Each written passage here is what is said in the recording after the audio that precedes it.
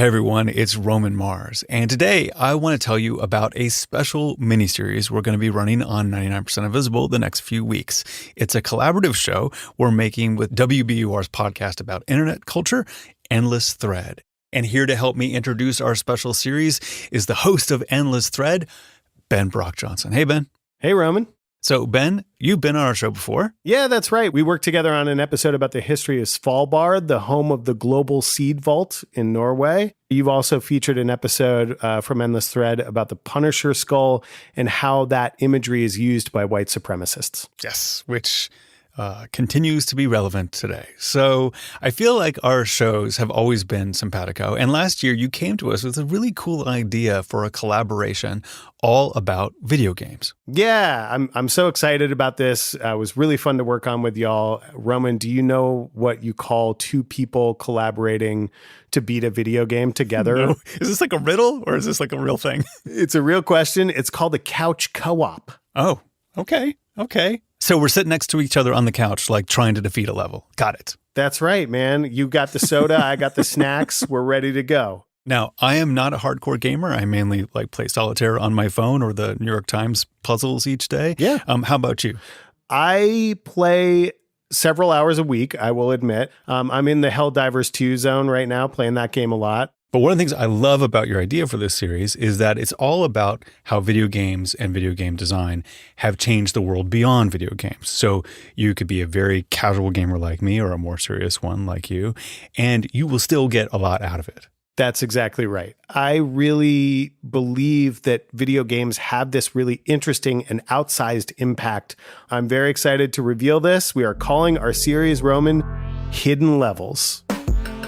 So in our series, we've got episodes about the many ways video games shape our world. We've got an episode on one of the most iconic sounds in gaming history. Boom shakalaka! Ooh, boom shakalaka! We will discuss how games reshape the natural environment. I was so familiar with that feeling of walking through the woods that it kind of just translated into my experiences in game. We'll talk about the origins and evolution of the most popular game controller ever. There's a kind of direct manipulation quality to it. And we got one final boss episode at the end that we think you're going to love.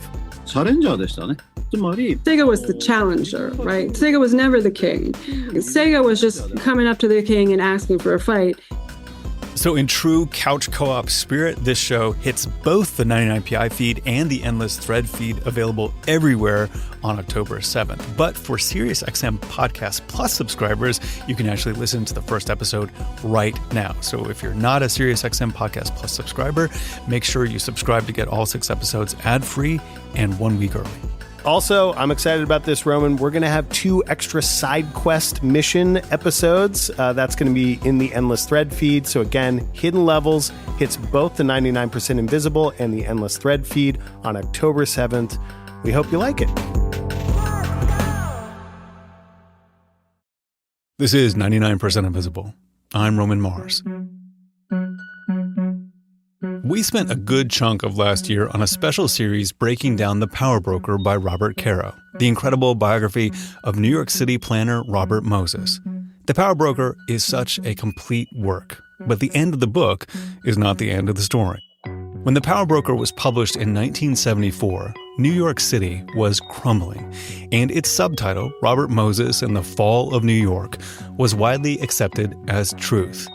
What Robert Caro didn't get to cover in the book was just 1 year later, the city went through a terrible financial crisis.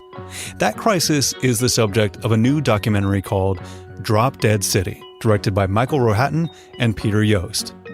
The title is a reference to the infamous New York Daily News front page headline published after then-President Gerald Ford made a speech saying that the federal government would not bail out New York. That headline, Ford to City, Drop Dead, is what most people remember about this whole saga, if they know anything at all. But there's a whole lot more to the story. Drop Dead City is excellent and compelling and does a great job explaining the situation, with interviews from nearly all the key players still around and some fantastic archival footage of 1970s New York streets and 1970s New York accents.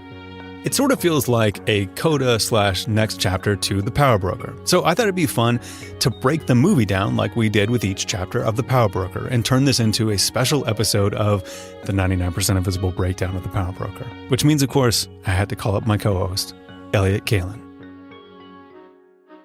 So Elliot. Yes, Roman. When we last talked about The Power Broker, where did we leave our characters and where did we leave New York City? We left New York City doing great. It was really, it was just doing fantastically well. Our old friend, Robert Moses, the titular power broker, the master planner, he had been finally pushed out of office. He was, as the final chapter of the book says, old and no longer in power. He was frustrated by the lack of thankfulness and gratefulness that people were showing for all the work he had done to shape this city. Why weren't they grateful as the book ends? One of the reasons maybe they were not grateful and why Robert Caro is so not grateful in the book is because he leaves a New York behind that is doing financially very poorly. Right. And this is the New York that I think any of us, like myself, like I think you too, Roman, any of us who love the New York movies of the 1970s knows pretty well, which is what I would call grimy New York. Yeah. The New York of there's garbage all over the streets, there's drug addicts everywhere, the subways don't work. This was a New York that was desperately struggling to provide the level of service to its citizens that it had taken for granted that it would be able to provide. And you can't blame all of this for Robert Moses, but it's so tempting to, just because we spent so much time talking about him. That's right. And this brings us to what we're discussing today, at least the piece of pop culture that is, centering our discussion, which is this movie called Drop Dead City, which is a documentary about the 1970s New York financial crisis and the sort of austerity that followed. And it really sets a scene of the fall of New York in the subtitle of The Power Broker. Like, it really shows you what Robert Caro was getting at and why he was so mad. And anytime we've ever talked to him where we go, maybe, like in retrospect, you think back, maybe a little harsh on Robert Moses. He's like, no, I was, if nothing, I went easy on him. I was too nice. I was too nice to him. One of the things that strikes me so much about this movie, there's so much great footage in it of just street scenes of New York, what New York looked at the time. And you look at it and you're like, oh, this New York looks like it is crumbling, that it's physically falling apart. And even the nice parts of the city that you see, because there's lots of scenes of union leaders and bank executives showing up in their cars at meetings. Even the nice parts look sickly. Like there's this kind of like horrible, sickly 70s feel to it. Fluorescent lighting, yeah. Yeah, exactly. It's like if this is everything's orange and brown, I kind of like it. But all these guys who are in suits have very long hair. Totally. But you're just like, I need Sidney Lumet to get the fuck out of here and stop lighting this place because everyone looks horrible. But you understand while you're watching it, oh, if this is the New York that Robert Caro is living in while he's finishing The Power Broker, right? Because he started it, 8 years earlier. If this is New York he's living in while he's finishing it, no wonder he's mad. Yeah. No wonder it's the fall of New York in the subtitle, because New York looks like it is in decay. It looks just terrible. Yeah.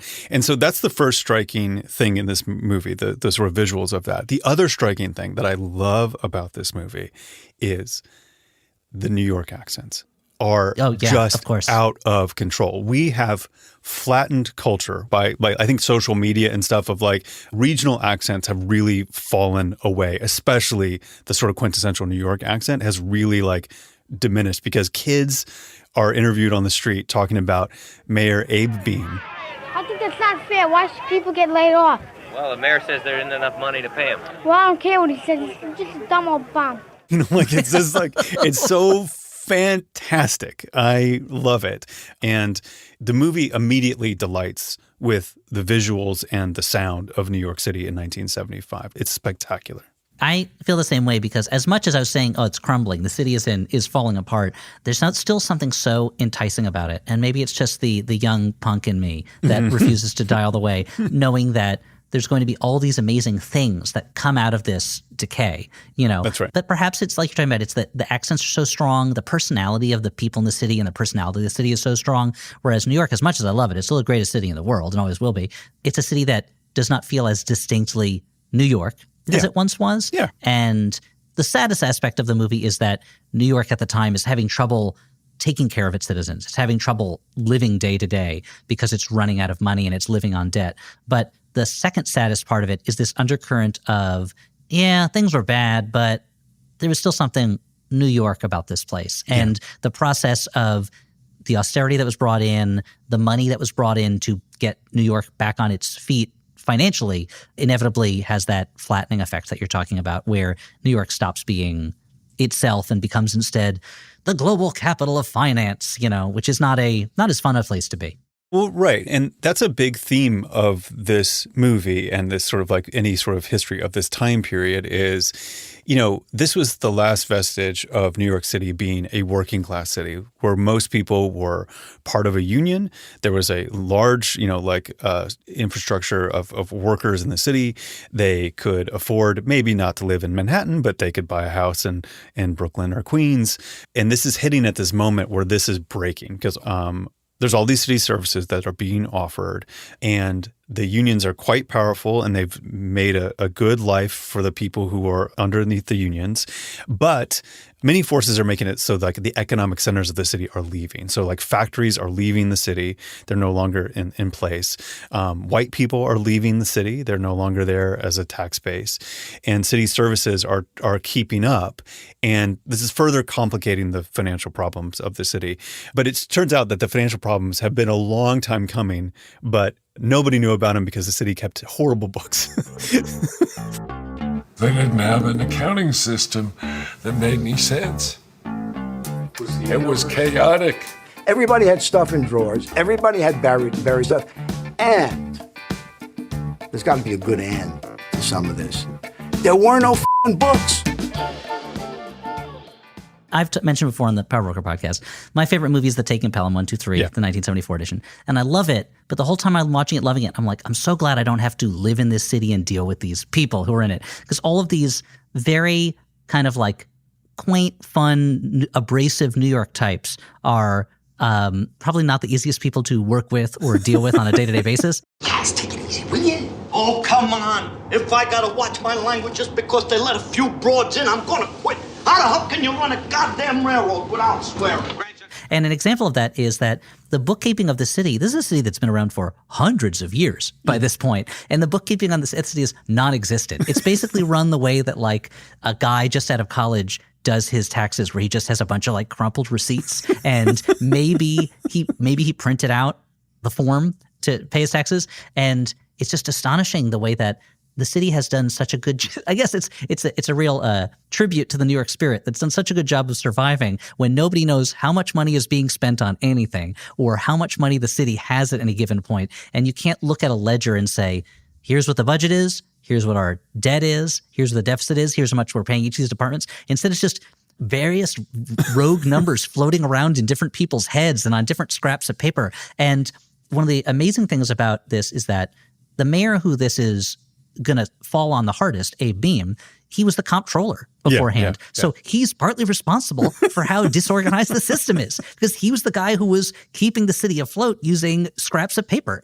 Well, what he's a victim of here, why he's sort of caught holding the bag at the end, is there was a way of doing things for a couple hundred years, and it was fine because the city was so massive that the cash flow was so great that it could mask what side of the ledger any sort of transaction was on. Like if there's money flowing through, it doesn't really matter. You're kind of constantly borrowing, you're constantly in debt, but you're always giving money out and everyone kind of gets paid somehow and it kind of works. Especially at the end of World War II when New York is a major manufacturing center. It's the place people from all over the world are coming to do work, and it's flush with money. Yeah, there's just money flowing through it. So it's like, oh, the bill on the sanitation came through. Here's $10 I found in a desk drawer. You can use that. Oh, great. We got to pay these teachers. Hold on a second. Yeah, here's some money over here. It's all it's very slushy. It's all very slushy the way they handle it. Slushy is very much the way it is. And so this habit of borrowing money, this has been a long time coming. In fact, it's possible that they were kind of taught this by Robert Moses, like in terms of like making bonds available, funding things, and then paying them back. So, from the Power Broker book, where do you place the beginning of the sort of borrowing money for services that seems to be the sort of the thing that starts the downfall here? So I think you're right that Robert Moses, his big policy is you issue a bond to pay for a big infrastructure improvement, for a bridge, for a tunnel. The tolls pay you back and you pay the bondholders, and it becomes a constant, eternal, perpetual money machine.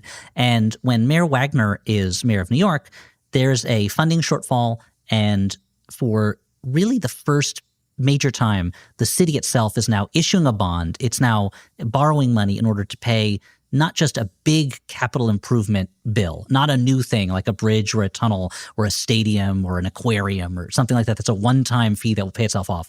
But they're borrowing money for the first time to cover the day-to-day expenses of the city. Right. And this is seen as an out of the ordinary thing. We are not going to make a habit out of this. The tax revenues are going to come in. We're going to pay it off. We're going to balance these books on the sheets of paper in Abe Beam's pocket, and then when Mayor John Lindsay comes in after Wagner, it becomes much more of a problem for New York to meet those bills and becomes a regular thing to borrow money. Right. Now suddenly New York is living on its credit card the way that so many average everyday Americans do, where it is living on borrowed money and it can never fully pay off that money. And so by the time Abe Beam is mayor, that has caught up with New York. It can no longer continue to borrow money without paying off the money it owes, and it's paying so much to service the debt that a larger and larger portion of its budget is being used just to pay off previous debt that it borrowed. And they keep saying, well, and the tax revenues will come in. We're going to have a flush time and then we'll pay everything off, which is, it's like classic Vegas gambler addiction talk.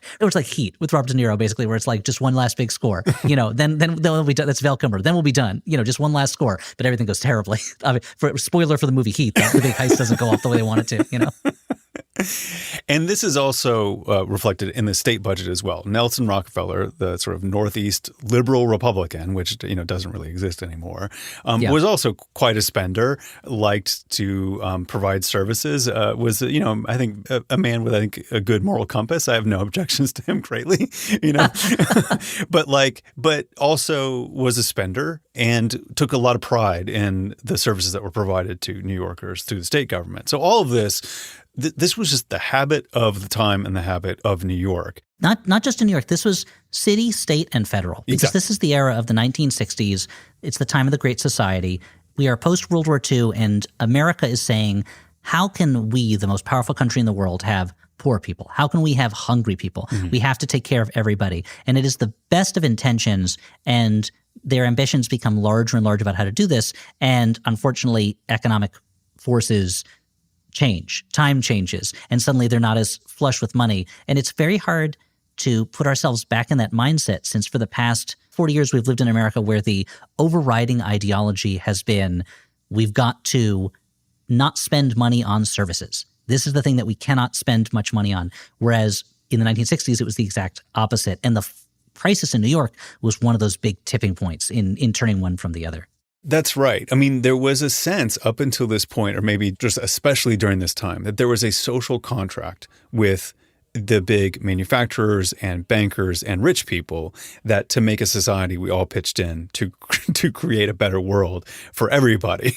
I think I would call it the "we all live in the same country" compact, which no longer exists. But at a certain point in this, sort of starts in this little bit in the 60s and the 70s, there's off-ramps afforded the rich and the powerful to not put in their part. And all of a sudden, the economic underpinnings of the Great Society, like the wheels come off because, rich people just kind of go, no, I'm not paying for that. I'm going to move out of the city, or I'm going to move my factory to Delaware or Texas or something. And all of a sudden, when that you don't have that anymore, this system that's all built on a virtuous cycle of money coming through and the rich people not extracting as much as they can, and now they extract almost exclusively. This is the very beginning of that. And so this whole system is like, it's not just that there's overspending liberals. It's like we had a social contract with everybody that we were all making the world a better place, and the taxes reflected that, and people not moving their factories out away from where people lived reflected that. It was all built on this system, and it all comes apart. And this is a big tension of this movie, Drop Dead City, is like one of the breaking points in the sort of the fiscal crisis of New York is this idea of selling the municipal bonds that the banks would then bid on and then sell to their customers. And there's this sense of the overspending, the bankruptcy is on the horizon, and the banks decide we're not going to buy your bonds.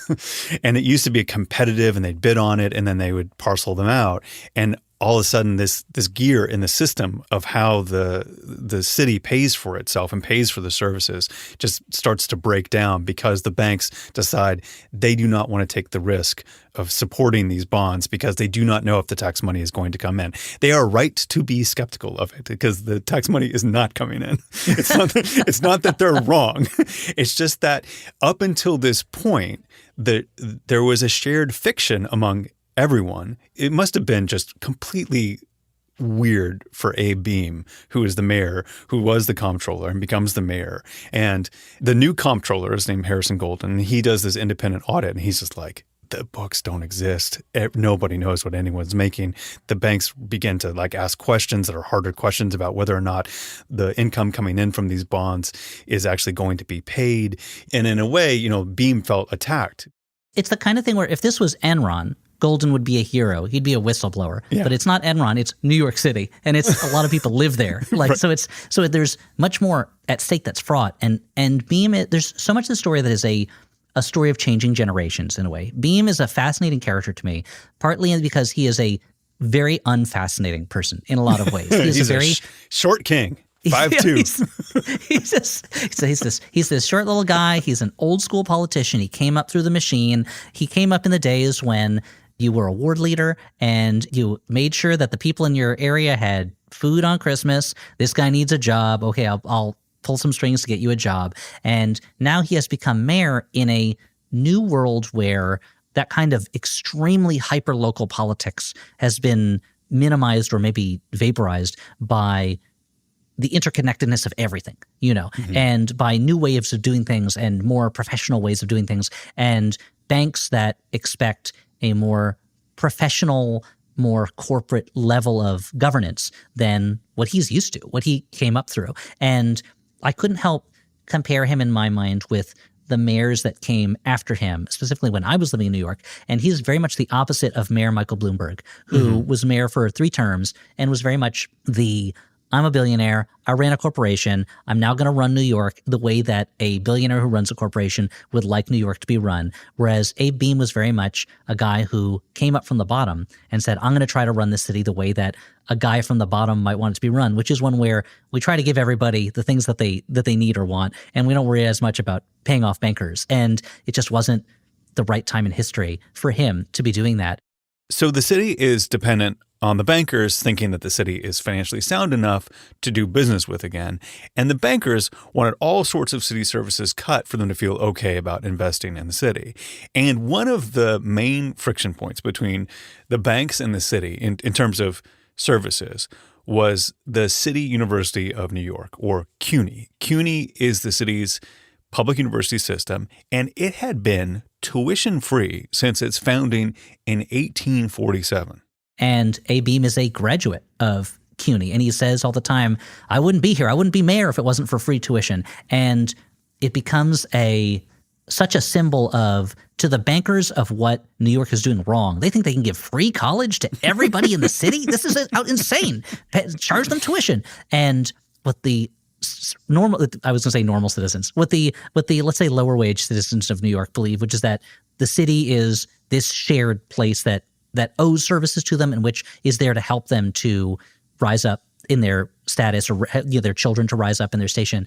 And it is 2 competing views of what it means to live in a city and what it means to be American. And the city university just becomes this locus point of the fight. And it becomes something that the banks and the federal government become very offended by, almost like they're angry they keep saying, don't you see, you have to charge tuition because that will show the world that you're serious about being austere. And it becomes such a fracture point for just 2 different views of what it means to govern a city, which are coming into crisis at this moment. Absolutely. And one of the things that's striking when you hear that as a main point of argument is how much the Overton window has shifted towards the banker's point of view. Now the argument is whether the government should help people to pay the hundreds of thousands of dollars that they owe in college rather than that the government should allow them to go to college for free. It's an astonishing thing watching it. and reading a little bit of supplementary materials afterwards, it was just such an astonishing vision of a different time when various services were just taken for granted as things that the New York City will provide. And it wasn't like everybody in America was getting this, but that New York City took it for granted. This is part of living in the cities. You get these things. And it makes you wonder, the trade-off is that then the city is running out of money and there's garbage all over the streets. But it's a trade-off that often runs through my mind as someone who lived in New York during that different time, post-Giuliani, when Bloomberg was mayor, when the city contract seemed to be, you are going to come here, you're going to spend way more money than you think you should for your apartment. You're going to work as hard as possible. The city is going to chew you up and spit you out. But the city is also safe and it's relatively clean. It still stinks. Like the city still smells really bad, which my children always comment on every time we visit. But the idea that you can take it for granted that you're probably not going to get mugged, your building's probably not going to burn down. Whereas in the 70s, it was almost like the opposite. It was almost like New York was entering this place where it was like, you can go to college, you'll have all these services, but it's also possible that you may get mugged, you may get stabbed, you might get caught in a fire. The city is going to be filthy all over the place. I mean, it's still kind of filthy, but it just shows I guess the way to look at it is, I guess, as different priorities, you know? And so this is a real inflection point in how the city is run financially, the sort of mindset of what services are, just standard and which are far reaching and, like what we would consider to be kind of pipe dreams today in terms of what is being offered. And what's funny is Nelson Rockefeller resigned and is no longer governor. It feels like Beam is the last, the old guard kind of like holding on and everyone's like leaving him responsible to a certain extent. Now, Rockefeller's like, I think I will be vice president of the United States. I'll let you deal with this. And so Hugh Carey is the new governor. And he's also just like, he's been part of this the whole time. And it probably, again, was kind of blindsided. But like, what do you mean? We used to just do this way. And why is it a problem now? You know what I mean? And really does not want to be the last one, without a chair in musical chairs. But it all comes down like the independent audit by Golden, this realization that, there's this sense of like, maybe we're like $1 or $2 billion in debt. And it turns out they're more like $6 billion in debt. It feels like every time they do an audit, they find out that they are $2 billion more in debt than they were before. Like, I don't know how expensive these audits were, but yeah, they keep thinking like, it'll be a little bit of a shortfall, but we'll be able to patch it up. And then they keep realizing how much bigger and bigger the bill is than they think it is, how much the city has been borrowing to cover its debt and how much it spends on things, how much it's not taking in terms of taxes. It's really, I have to admit, I started getting very stressed just hearing about it in the movie. And this happened 50 years ago and I wasn't involved. So I was just like, oh, how are they going to get at this one? They never will, And the sort of the shaky confidence is sort of like the idea of people are not very confident about the city and its debt and its finances is getting to the bankers. They're not buying the bonds anymore. That money coming in from buying the bonds was what was paying off the old bonds, which had been, set up decades before. And there's these series of crises in sort of 1975, which is like, oh, we're going to have a bunch of bonds due where we have to pay them off to the people who own them. And if we don't have the money, we're going to default. And at first it's sort of like $10 million is due in like 7 days and we have to do something about it. The bills always seem to be coming up in just a few days, as if like no one was keeping a calendar of this at any point. There's always a bunch of bills that are coming up almost instantly, and they continually have to find ways to deal with it. And there are only ways to raise more money or to make cuts. And so there's a quick reaction to all this, like at first, which is like there's these construction projects and Beam just stops construction projects. Okay, so this is it's like if we can't afford stuff, we can't do it. We can't pay the construction workers. And so the first, the construction workers, which are a nicely paid, contingent of the electorate, all of a sudden don't have projects to work on. And so they get angry first, you know what I mean? And the things that are deteriorating begin deteriorating even more. And then there's a round of like laying off workers, and there's even like a layoff of cops, which has never happened before in the city of New York. Apparently, there only been more and more cops over time up until that point. It was a real growth industry, was policing in New York. And the cops they have this big protest action where they're shutting down a bridge. Like you have police officers off duty protesting who are getting into fights with police officers that are there to try to keep the peace on duty. And I mean, the term powder keg gets thrown around a lot, but I think that was the fear at the time was if New York defaults, you're going to get even more of this, that it's such a powder keg that we're going to have to fire cops and they're going to be, rioting. We're going to have to fire sanitation workers and the garbage is going to pile up. We're going to have to fire firefighters at a time when there's fires constantly in the city because there are abandoned buildings going up in flames. There are landlords who are getting buildings off of their hands by lighting them on fire. Yeah. And all these very basic services. And the people who are being cut are not like, ugh, well, I guess it's time for me to go pick up the skills for another job. No, they react very angrily, and there's a feeling of, but we're supposed to have the power in this relationship because we're these powerful unions. And it becomes, to a certain extent, if I can use the term pissing match on this podcast, but it becomes a little bit of one of those. But just these things that the city has not seen in a long, long time. And the fear is if we cut all these services, then the city is going to it's going to turn into bedlam. People are just going to riot and rise up. But also, if we don't make these cuts, the city is going to default, in which case everyone's going to lose their job, and the city's going to rise up, and it'll be riots and become violent if these things happen. The police union really pushes this narrative, and they even launch a propaganda campaign where off-duty cops go to bus terminals and they pass out pamphlets to tourists that say, like in big letters, "Welcome to Fear City," with a Grim Reaper in the middle, and underneath it said, "A survival guide for visitors to the city of New York." All these tips where it's like, don't leave your hotel room after dark. Do not ride the subways. Like, they're really raising the level of paranoia among travelers especially, because what they're trying to do is they're trying to say, if we're not on duty, we are going to cut off the tourism to New York City that, amazingly, even at this time when New York City was crumbling, was still pretty big business. That's the thing that's astounding to me, is that, and New York is an enormous city. What's happening in one side of the city is so different from what's happening on the other side of the city. That what's happening in the South Bronx is so different from what's happening in Greenwich Village, which is so different from what's happening in Flushing, Queens. Like, it's an enormous city. But you see this footage of garbage in the streets, old buildings just crumbling, just empty lots of rubble that children are playing in and getting hurt in. And at the same time, people still want to go to New York and visit it. Like, they still want to see the Empire State Building and Times Square. And even though Times Square is full of, at that point, just kind of like porn theaters and shooting galleries and things like that, like, they still want to go see these things. And the police they want to present the idea that if you don't rehire these police, without this police presence, the city will just be the most dangerous, frightening place in the world. Meanwhile, the city is trying to figure out where it's going to get all this money. So they approach the federal government. So Nixon had resigned a year earlier, and Gerald Ford is now the president. And like we mentioned, former New York governor Nelson Rockefeller had gotten himself appointed as vice president, and the Secretary of Treasury was William Simon, who had been a New York City bond salesman. So, like, they knew exactly what had been going on in the city. You would think the vice president used to be our governor.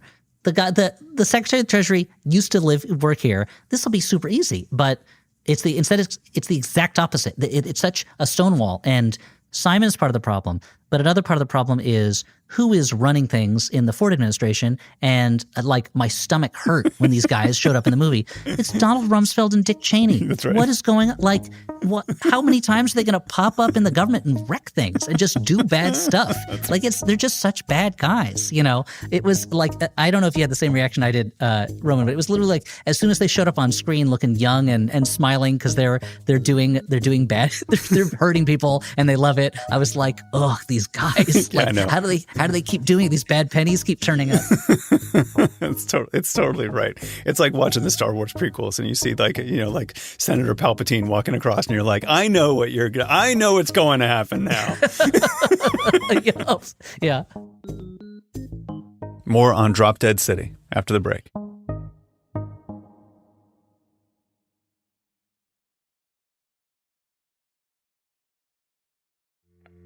We're back with Elliott Kalan talking about the documentary Drop Dead City. So when we left New York, it was 1975, and the city was trying to claw its way out of a catastrophic financial crisis. The federal government did not want to help, and so the city is stuck sort of negotiating between the bankers who want deep cuts to services and the city workers who want their jobs. And so you end up in this cycle of the city constantly firing people, cutting services, strikes happening because the unions are mad because of the services, talks between the bankers and the city, talks between the unions and the city, and the formation of different schemes to try to reorganize the city's finances. And the big one is MAC, Right. the Municipal Assistance Corporation, under the oversight of Chairman Felix Rohatyn. I always cannot quite – his name is spelled Rohatyn, and I always have trouble pronouncing it in my head. In the movie, they say it a couple of different ways, but I sort of make it rhyme with Manhattan, Felix Rohatyn. Oh, that's really nice. That's a good way to do it. And at this point, if you wanted to put it into political cartoon terms, it becomes, in some ways, the bankers versus the unions, where the bankers are saying, you need to make cuts, you need to make cuts.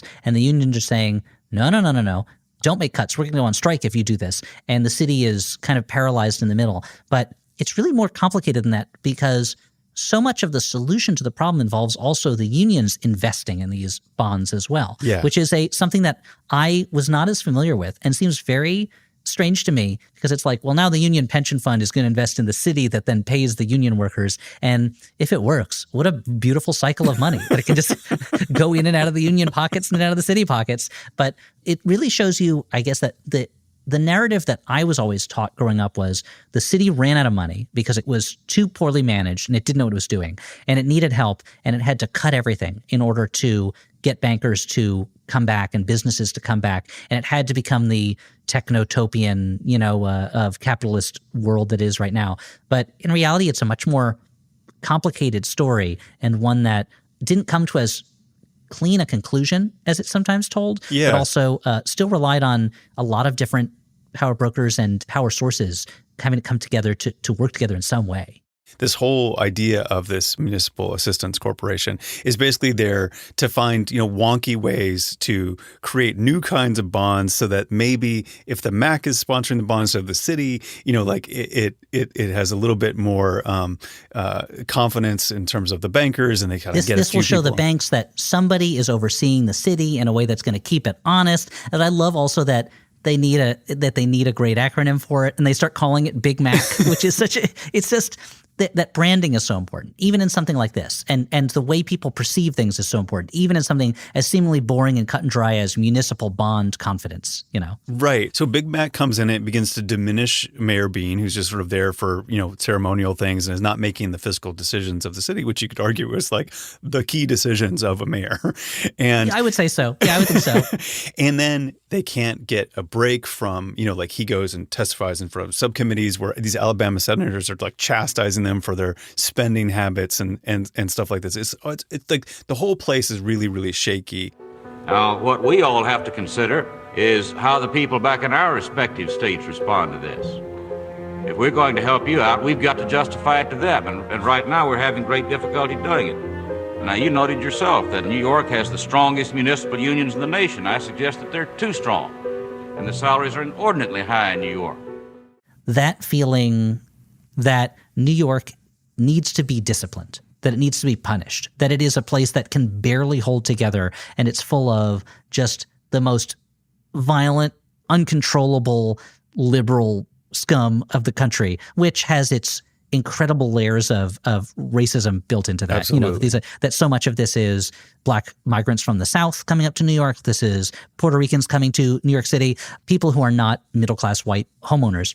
That is all built into this. But this idea that someone's got to teach New York a lesson. No, it's the worst. And there's this rise of conservatism. Like Gerald Ford, I don't have much of an impression of him. He was, that whole administration was an unelected administration, He was, I'll give you the Reader's Digest version of Gerald Ford. Gerald Ford, well-meaning guy, not particularly ideological, but very kind of like, well, everyone's got to follow a budget. He loves budgets, and he doesn't like the idea of spending.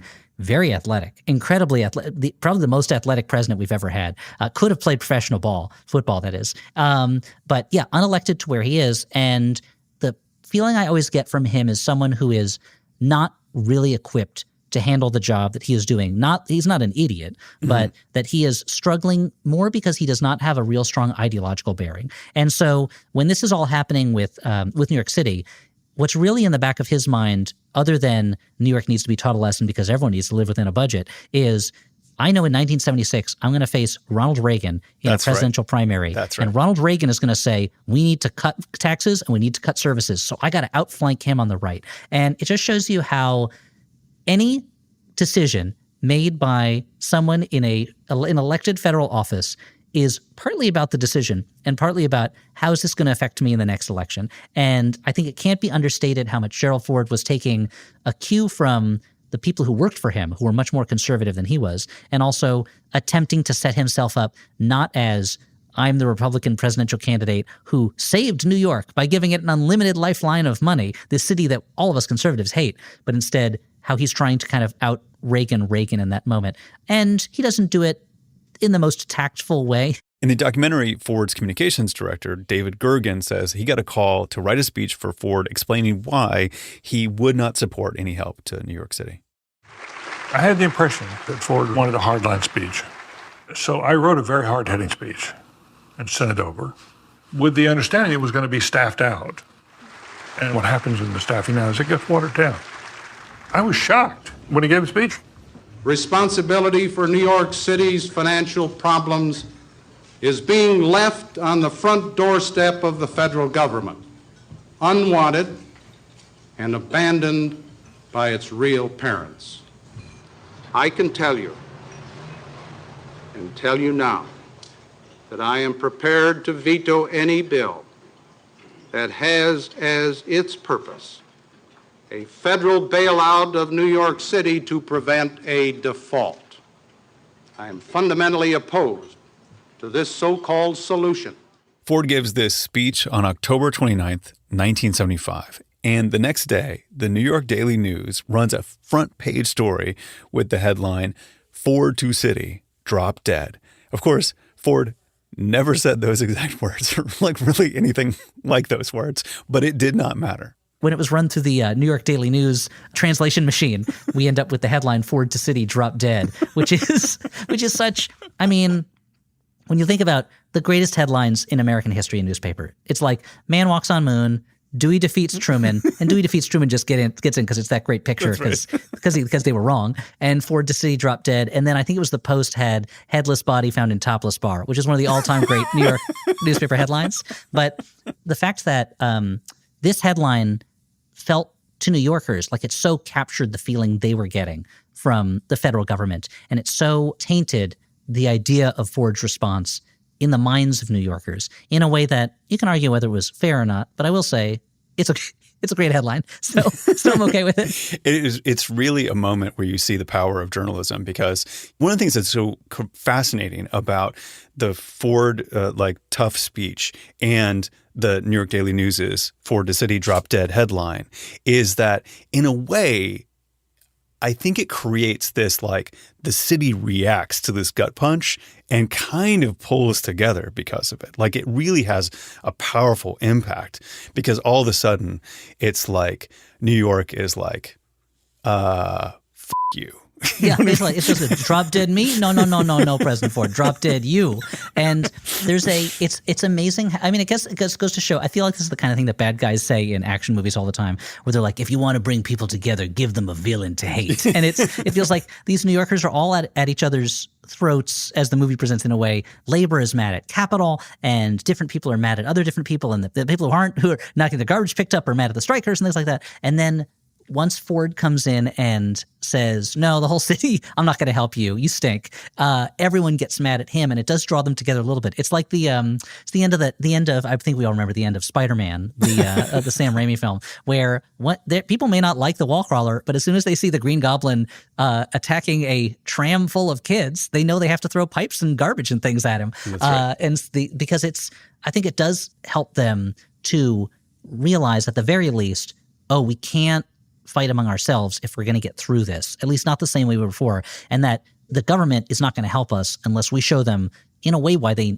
need to help us. Because eventually, this is to me is the craziest thing about the whole process. Eventually, the federal government does provide help to the city. It provides kind of loans to back up New York's initial funding problems so that they can dig their way out of this problem eventually over time, and there's still austerity cuts. It's still not pleasant, and the city still transforms in this way that is probably safer but less fun, in the long run. But you start to think about, well, if the federal government had just done this months earlier, then things probably wouldn't have gotten as bad. Yeah. But instead, everyone was in this kind of like had to show that they were right. I feel like any movie where two guys get into an argument and then at the end their wives have to tell, or maybe it's a sitcom more than a movie, their wives have to tell them, you were both so focused on being right that you couldn't see that you needed to help each other, that you really need each other. And that's what it seems like, because another underlying argument of it is, does America really need New York City?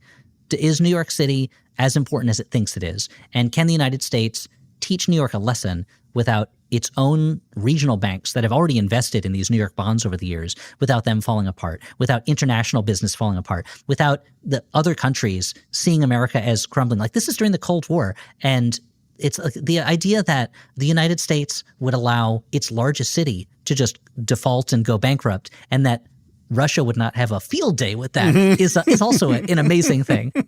I mean, that's a huge part of, like after Ford gives the speech, all of a sudden people start doing the books and they go like, oh, you know what? It's not just like individual bondholders inside of New York that are going to have these defaulted bonds on there, just like have kind of worthless paper. Hundreds of banks around the country are going to have these things and they're going to default. And then hundreds of banks in other countries are going to have these defaults. Everyone owns a piece of New York City's prosperity.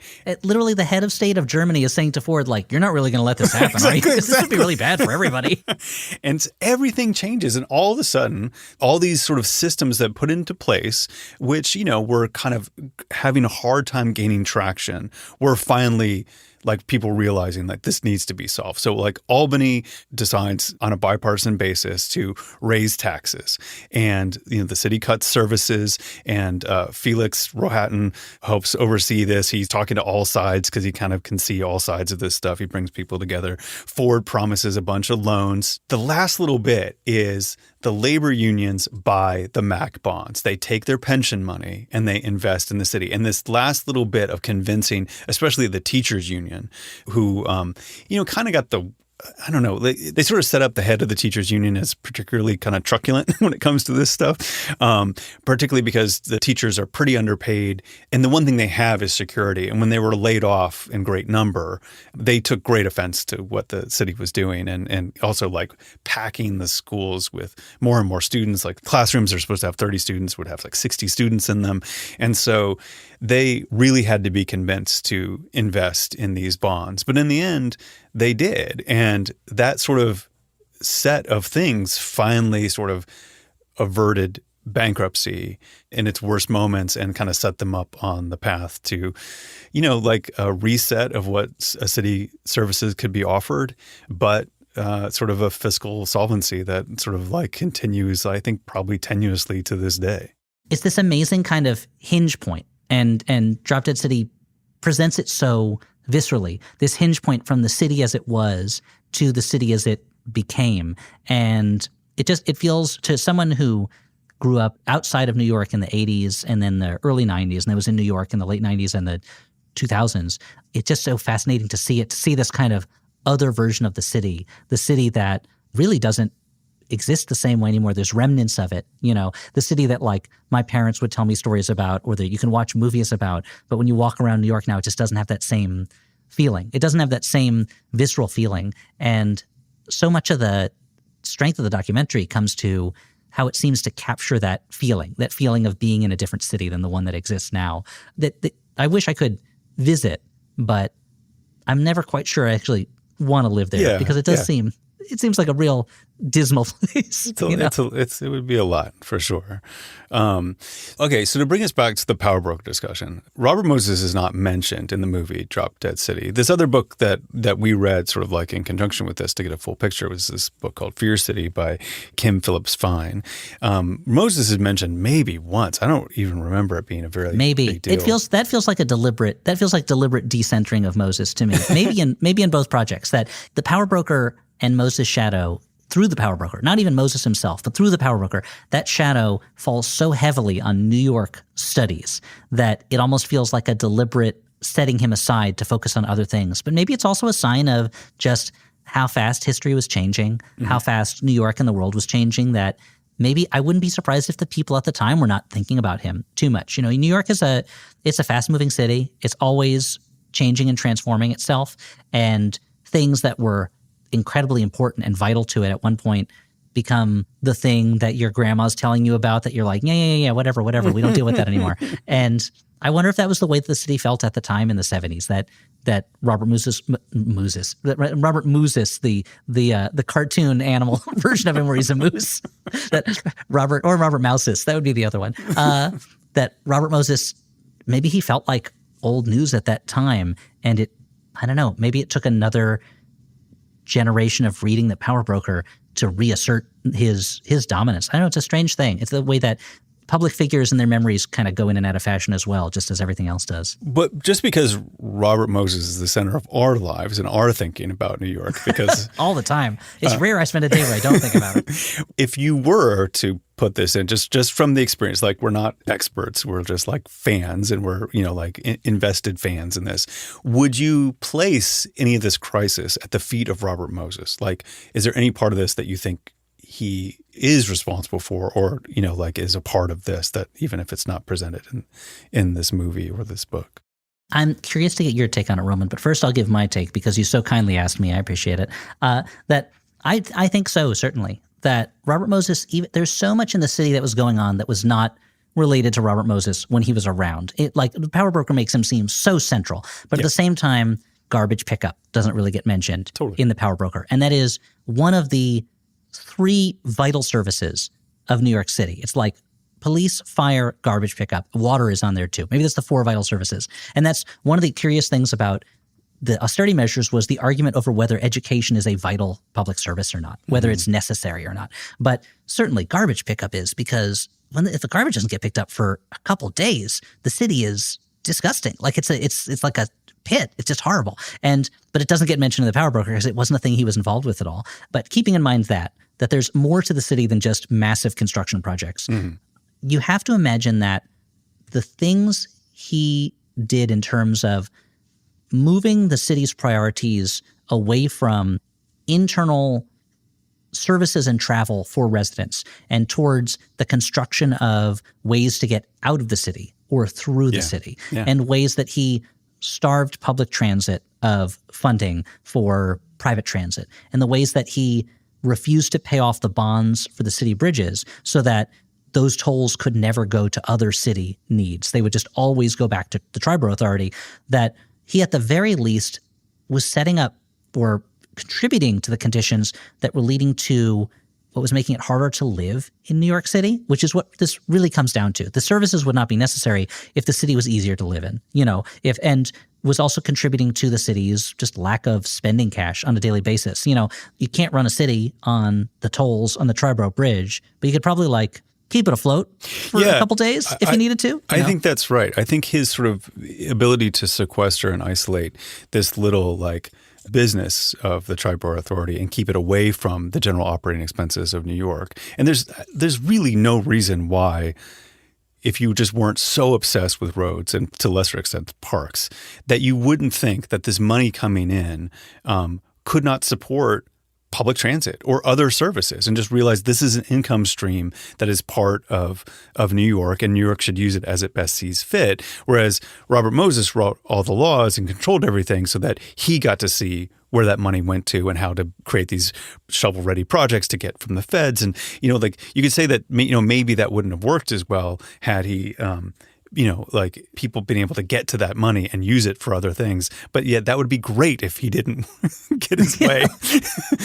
And, maybe a few different highways wouldn't have been built and some money wouldn't have flowed through the system. But that, again, if fractions of that had been devoted to the subway system, we wouldn't have the breakdown of the subway system later on, which is a huge part of this crisis in the 70s. And so much of this that I think he's not responsible for $6 billion of deficit, but had he thought in the totality about the health and welfare of New York and New Yorkers, and really had that at the center of his heart and soul, this place really could have avoided this. I mean, it would require a different structure of system, but I feel like he was smart enough that he could figure that out if he just cared about these things. And so I would put a lot, I mean, it's hard to, run the tape back and see how history would have played out had he, been a true New Yorker team player and cared about. As Robert Caro says, you can't say if New York would be a better city without Robert Moses. It would be a different city. But I do think that there's a good chance it could have been actually better if he had all those powers and all that faculty to build and create and make things, and also thought about the city as a whole and cared about all the different aspects of who was in the city.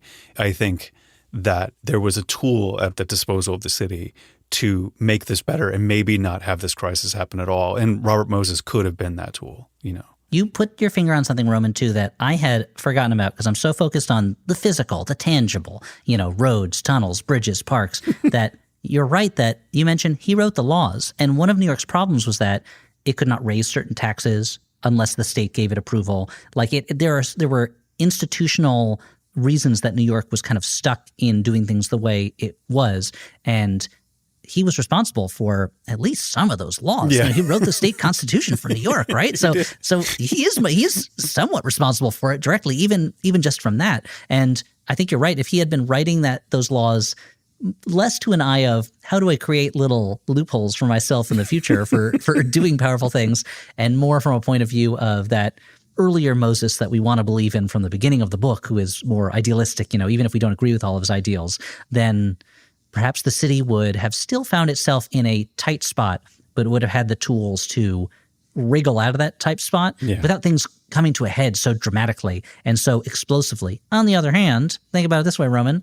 If there hadn't been that crisis, what would we be talking about on this episode today? I know. You're not going to do a whole episode on how New York sailed through the 70s fiscal bumpiness, And 50 years later, we would have never met.